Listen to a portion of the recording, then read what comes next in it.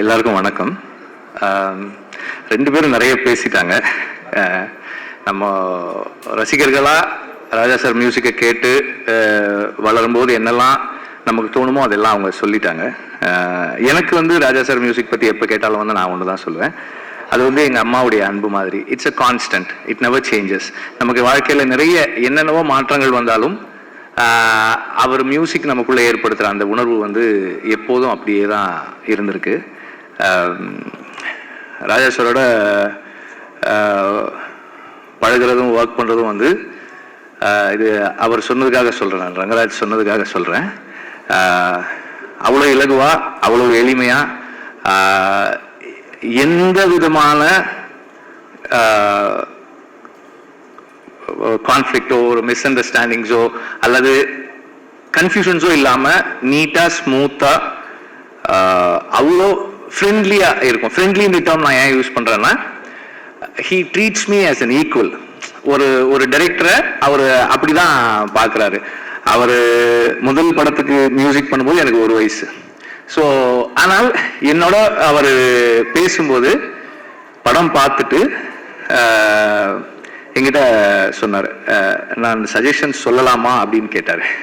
அவர் அது என்கிட்ட அப்படி கேட்க வேண்டிய அவசியமே கிடையாது. சார் சொல்லலாம் சார் அப்படின்னு கொஞ்ச நேரம் ஒரு 2-3 லைன்ஸ் பேசினார். பேசிட்டு நான் கரெக்டாக சொல்கிறேன்னா am I in the right track அப்படின்னு கேட்டார். எஸ் சார் கரெக்டாக இருக்கு சார், கண்டினியூ பண்ணட்டுமா அப்படின்னாரு. எஸ் சார் அப்படின்னு அதுக்கப்புறம் தான் சொன்னார். சொல்லிட்டு ஆஸ் அ மியூசிக் டைரக்டர் இது எனக்கு தோணுது, உனக்கு என்ன ஃபீல் பண்ணுறியோ நீ அதை பண்ணு அப்படின்னு சொன்னார். ஸோ அந்த அளவுக்கு என்னை வந்து ஒரு அந்த ஸ்பேஸில் வச்சு தான் வந்து அவர் ஒர்க் பண்ணுவார். இப்போ நான் வந்து மனுஷின்னு ஒரு படம் ப்ரொடியூஸ் பண்ணுறேன், கோபி நயனாருடைய செகண்ட் ஃபிலிம். அந்த படம் வந்து ராஜா சார், கோபி ரொம்ப ஃபீல் பண்ணார். ராஜா சாரோட மியூசிக் ஒரு போஸ்டரில் அவரோட பேர் கூட என் பேரும் இருக்கிறது வந்து எனக்கு அவ்வளோ பெரிய பெருமையாக இருக்கும் அப்படின்னாரு. அதுக்கப்புறம் நான் சாரை கேட்டேன், சார் இப்படி ஒரு படம் பண்ணுறேன் சார், பண்ணுறீங்களா அப்படின்னு. பண்ணலாம், டைரக்டர் வர சொல்லுங்கன்னாரு. வந்து அப்புறம் பேசினாங்க. அதில் 2-3 இன்ஸ்டன்சஸ் இருந்தது எனக்கு. இதை நான் சொல்றது எதுக்குன்னா, ஒரு கம்போசராக அவருடைய ஒர்க் ஒரு வேலை செய்கிறாரு, அதுக்கும் அவருடைய பர்சனல் லைக்ஸ் டிஸ்லைக்ஸ் அண்ட் ப்ரிஃபரன்சஸுக்கும் எவ்வளவு டிஸ்டன்ஸ் வச்சுக்கிறாரு அப்படின்றதுக்காக தான். அதில் அதோட எண்டில் ஒரு வசனம் வரும். எனக்கு அது சார் அந்த எண்டில் ஒன்று இருக்கு சார், நீங்கள் பாருங்க, பார்த்துட்டு சொல்லுங்கன்னு. படம் பார்த்தாரு, எதுவுமே பேசல அதை பற்றி. பிகாஸ் அவருடைய பிலீஃபுக்கு ரைட் ஆப்போசிட்டா ஒரு ஸ்டேட்மெண்ட்ல படம் முடியுது.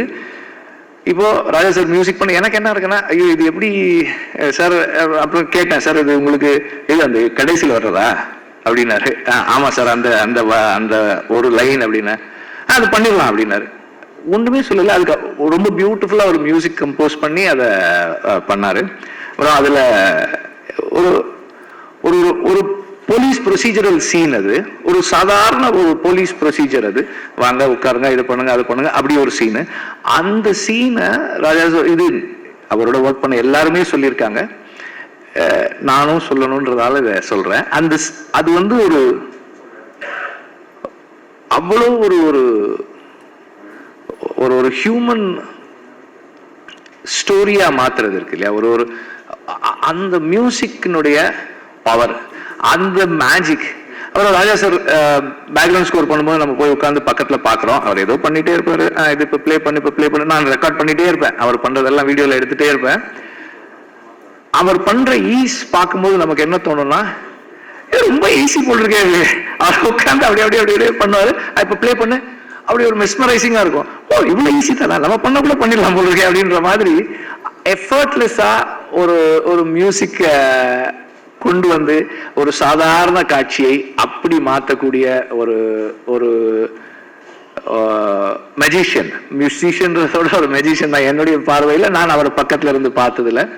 அதே மாதிரி பல பேர் சொல்லியிருக்கிற அதே விஷயம்தான். இப்போ விடுதலைக்கு வந்து ஒரு சாங் அப்படின்னு கேட்டா 2 டியூன் நல்லா இருக்கு. இன்னொன்று பண்ணலாமா, இன்னொன்று பண்ணுறாரு, அதுவும் ஒரு 5 டியூன் பண்ணிட்டார் ஒரு சாங்குக்கு.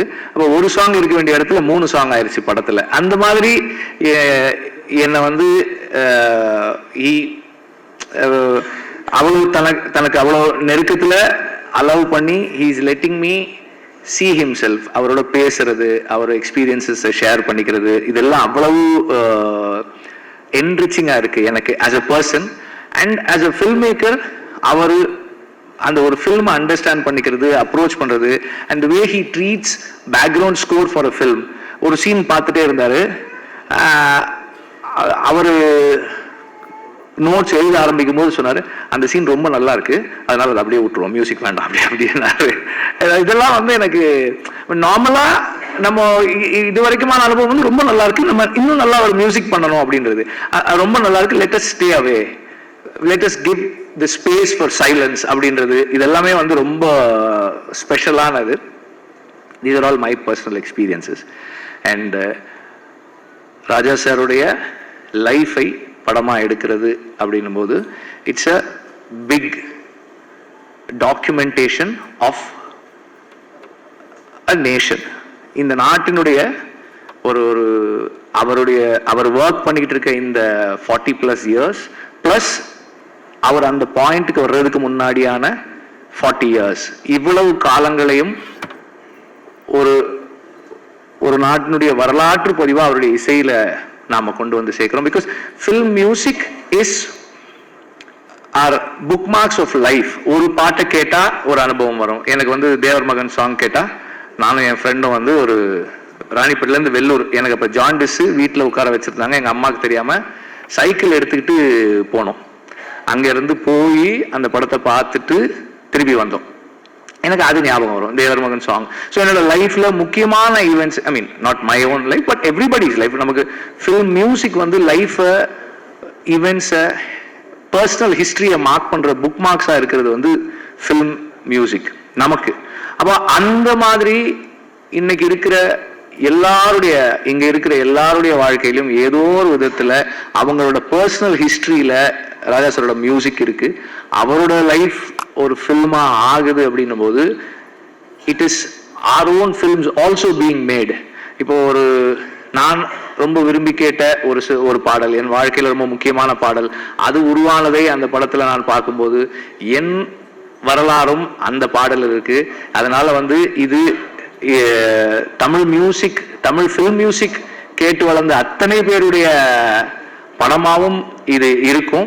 அண்ட் இந்த படத்துல ஏதாவது ஒன்று நானும் இதுல ஏதாவது ஒரு விதத்துல கான்ட்ரிபியூட் பண்ணுறதுல வந்து ரொம்ப பேஷனட்டா இருக்கேன். ஏதாவது ஒரு விதத்துல பண்ணணும் அப்படின்றதுல ரொம்ப விருப்பமா இருக்கேன்.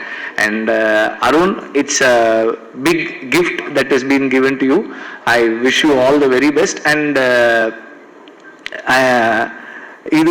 it is going to be yet another challenge for Dhanush. Of course, எந்த சேலஞ்ச் கொடுத்தாலும் அவர் அதை வந்து ரொம்ப சக்சஸ்ஃபுல்லா தாண்டி வருவாரு.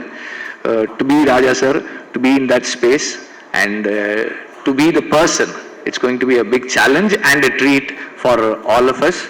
And இந்த படத்துல ராஜா சாருடைய மியூசிக்கை கேட்கறதுக்கு நான் ரொம்ப ரொம்ப ஆர்வமா இருக்கேன்.